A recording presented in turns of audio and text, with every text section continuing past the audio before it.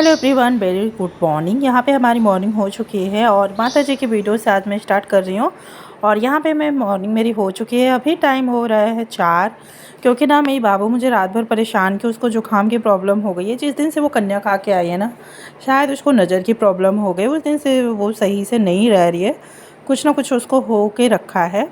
और यहाँ पे मैं आई भगवान के पास हाथ जोड़ी। मैंने कहा जब अब उठ ही गए तो कन्या खिलाना है तो अपना काम क्यों ना कर लें, क्योंकि ना मेरी बाबू तो बहुत परेशान कर रही थी मुझे। फिर जब वो दवा पिलाया, मैंने उसको विक्स लगाया, जब वो सो गई तो मैं उठाई झाड़ू और ऊपर से नीचे तक मैंने पूरी की अच्छे से क्लीनिंग, क्योंकि भाई माता को बुला रहे हैं तो गंदगी में थोड़ी ना बुलाएंगे, भले घर में काम चल रहा है। और उस दिन भी वो लोग नहीं आए थे, 2 दिन पहले से सब गंदा करके गए हुए थे। तो फिर यहाँ तो बच्चे अपना टीवी भी रात में देख के गए थे, तो वैसे ही अस्त व्यस्त पड़ा था। तो मैं यहाँ पे भी अच्छे से डस्टिंग कर ली। मैंने सोचा जब काम लगेगा तब देखा जाएगा, उस चक्कर में घर अस्त व्यस्त अच्छा नहीं लगता है मुझे। तो मैंने पूरे घर के ऊपर नीचे से डस्टिंग की। और पता है, वार्डरोब में हमको लग रहा है ना चूहा बंद हो गया था, और उसी में मेरे जूते के डिब्बे में चूहा मरा पड़ा था और मुझे स्मेल आ रही थी। जब मैं देखी ना तो उसे में चूहा मरा पड़ा था। अब मैं गेट खोल रही हूँ। मैं पता है ना गाइस, इतनी रात में मैं जल्दी गेट नहीं खोलती हूँ भाई, इसलिए मुझे डर सा लगता है। तो मैं थोड़ा सा जब चहल पहल लगता है ना तभी मैं गेट खोलती हूँ। साफ़ सफाई हो चुकी है, चलते हैं रैंप धुल देते हैं और इसी हाथ पानी डाल देते हैं पेड़ों में।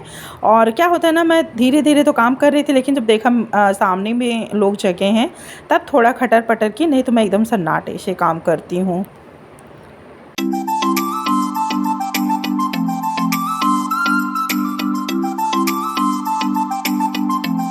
अब आप देख सकते हो कि अब उजाला हो चुका है और मैं अच्छे से, मतलब अगर ऊपर नीचे सफाई करते हैं ना तो 1.5 घंटे 2 घंटे हो जाते हैं, टाइम का पता भी नहीं चलता है। यहाँ पे मैं नहा धो के फिर आ गई हूँ और बनाने लगी मैं भोग, क्योंकि भोग भी बनाना था कन्या खिलाने के लिए और भगवान को प्रसाद भी चढ़ाने के लिए, क्योंकि मैं भोग भी लगाना था और कन्या भी खिलाना था। तो सबसे पहले मैंने शुरुआत की है घुघरी से।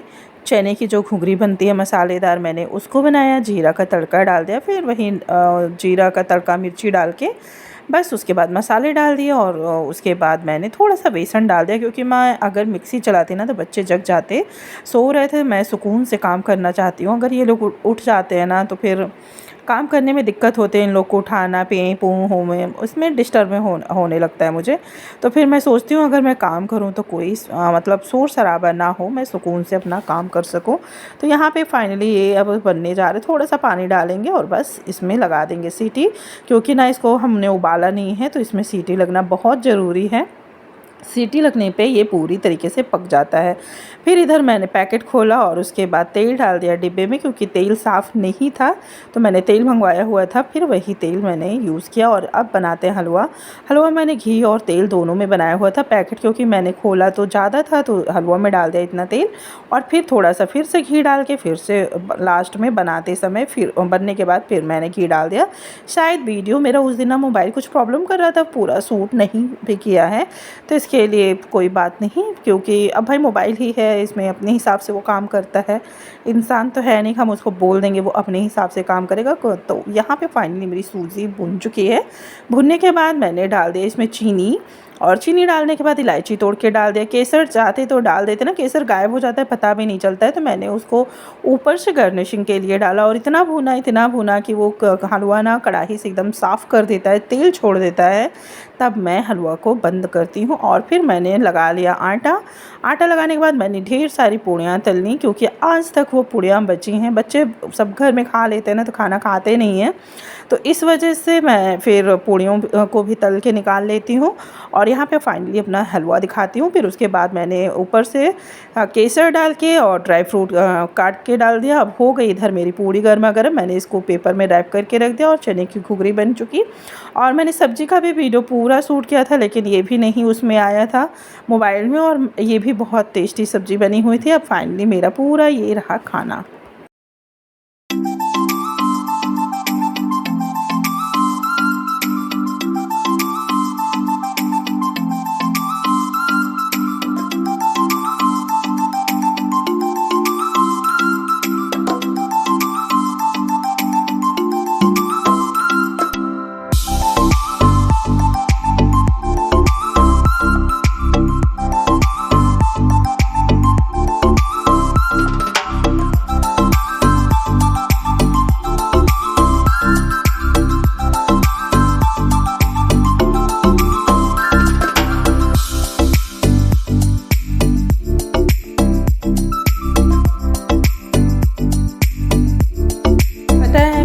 साड़ी चेंज करने का सोचा था कि नहा के आएंगे चेंज कर लेंगे, लेकिन मुझे लगा कि नहीं कहीं हम लेट ना हो जाएं, तो फिर मैं खाना बनाने के बाद ही आके तैयार हुई। साड़ी पहनना था तो साड़ी में थोड़ा टाइम लगता है, तो मैं तैयार हो गई और सब कुछ पूजा की तैयारी कर ली, क्योंकि अभी बच्चे बाहर खा रहे थे सामने ही। तो मैंने कहा जब तक हम पूजा मेरी ख़त्म होगी तब तक बच्चे आ जाएंगे। यहाँ बच्चे आ चुके हैं और हम इनका पहले से जो प्रोसेस होता है, पैर धुलना, फिर उनको बिठाना, फिर उनको हल्दी कुमकुम का तेल लगा के करना, फिर उसके बाद मतलब अक्षत डालना, फिर हवन कराना, और उसके बाद मतलब फिर बैठा के उनको भोग देना, भोग देने के बाद उनकी विदाई। ये पूरा प्रोसेस मेरे वीडियो में देखने को आपको मिलेगा, क्योंकि पहले मुझे एडिटिंग करनी नहीं आती थी, तो शॉर्ट में जैसे मिलता था वैसे ही डाल देती थी, और अब आती है तो अब पूरा वीडियो मैं आप लोग को डिटेल में देती हूँ। तो आई होप आप लोग को भी ये वीडियो अच्छा लगेगा। और बच्चे थोड़ा सा, और मेरे बाबू ना उस दिन बहुत ज़्यादा मस्ती कर रही थी, उसे लग रहा था मैं बार बार अपने ही पैर धुलवा लूँ, और पानी गिर रहा था ना, तो इसी पूजा पे दुपट्टे से मैं पूजा करती हूँ, तो इन लोग को उसी पे मैंने पैर रखा दिया, क्योंकि गीला हो रहा था तो बच्चे स्लिप करके गिर जाते, इस वजह से अब इनको कर रहे हैं हम कुमकुम चंदन।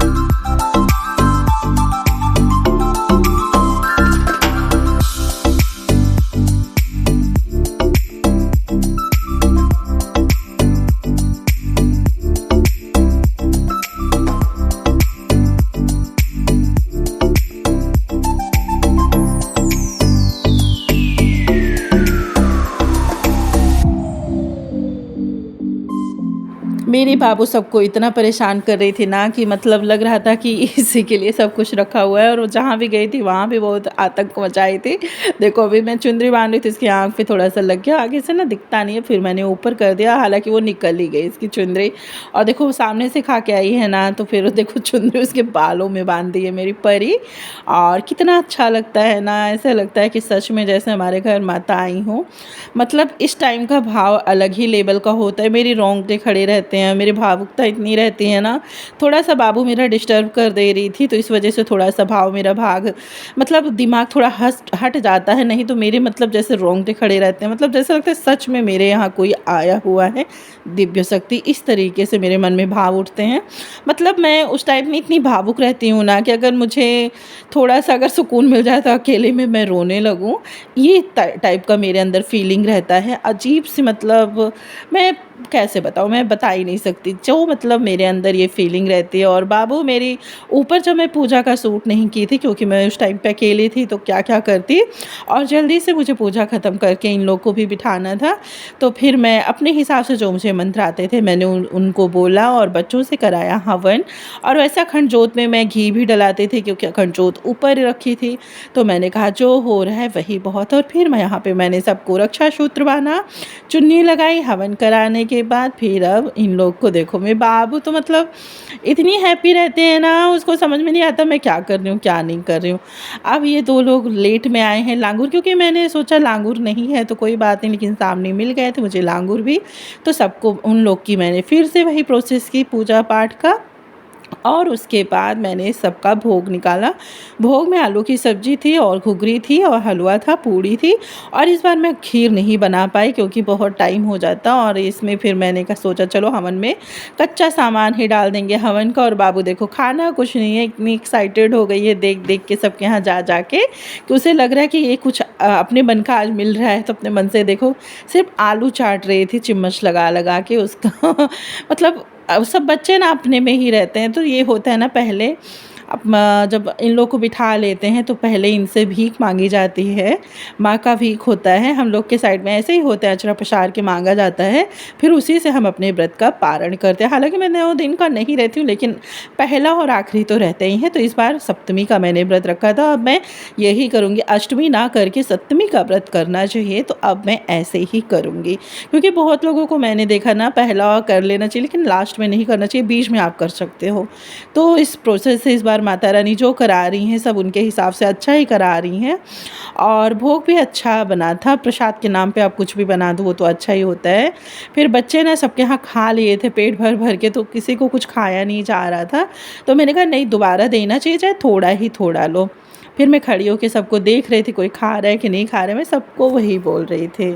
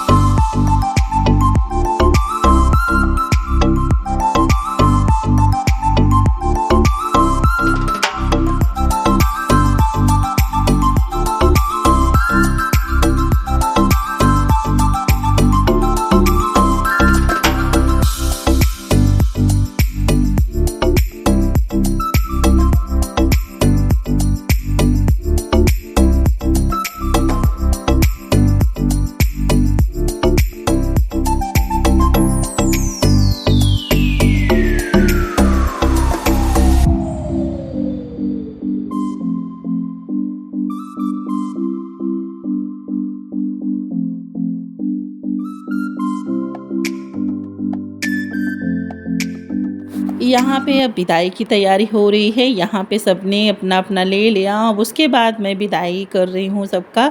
और मतलब इतना ये भावना एक्सपेक्ट ही नहीं कर सकते हो आप कैसे होता है मन में, कि मैं क्या बताऊँ। जयकारा लग रहा था ना, तो मैं और आगे अगर बोल देती ना तो मैं शायद रो ही देती, इतना मेरे मन में भाव उठता है।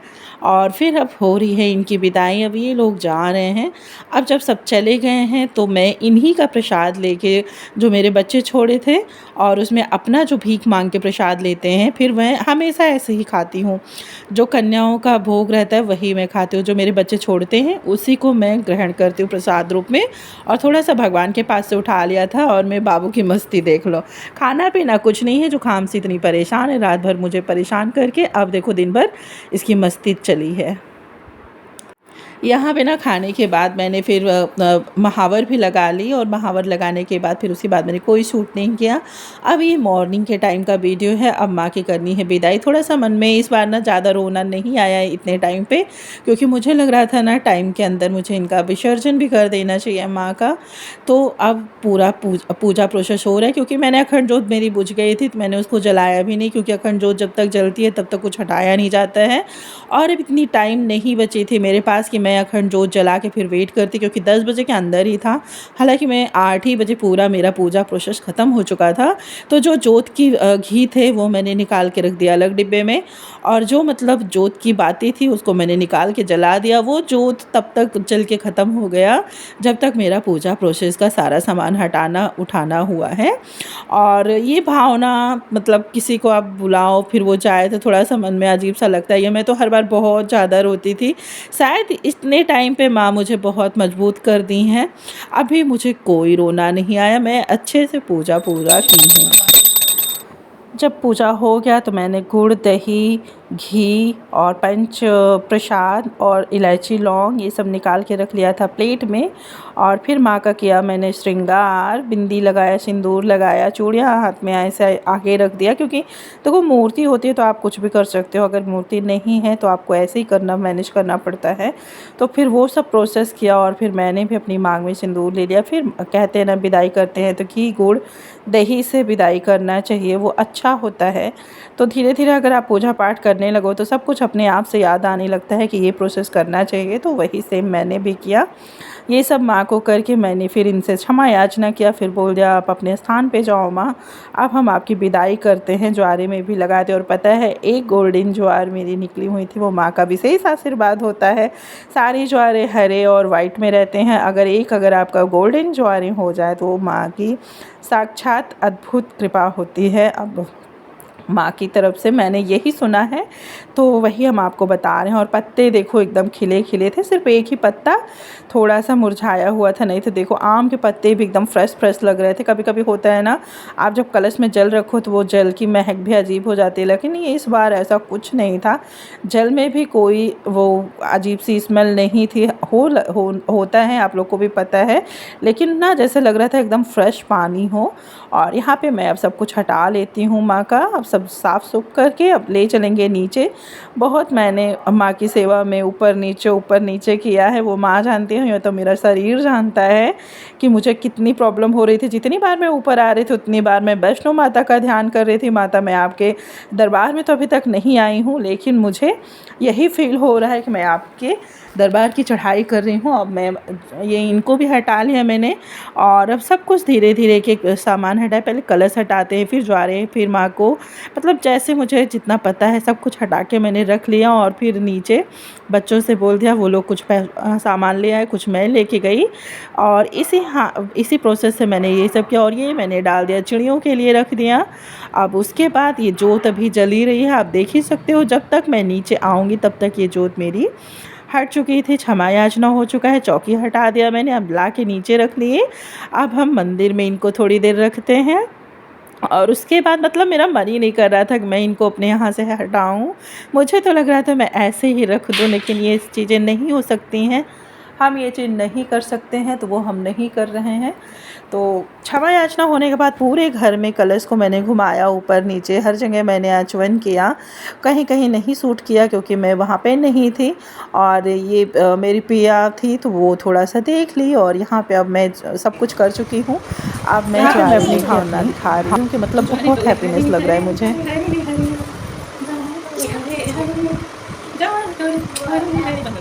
किचन में आए हैं, चाय पियेंगे, और उसके बाद सब कुछ मैंने कर लिया। माता का विसर्जन भी हो गया, 10 ही बजे तक था। और अब हम चलते हैं किचन में, बनाते हैं चाय। और ये लोग फुल करके गैस दूध भी गिरा दी हैं। और मैया का विसर्जन हो गया, मैया गई अपने स्थान पर। चलते चाय पीते हैं। और वीडियो लाइक करना ना भूलना, सब्सक्राइब करना ना भूलना। दिन टाटा बाय बाय। फिर मिलेंगे कोई नेक्स्ट वीडियो में। ढेर सारा प्यार दीजिएगा। Love you all.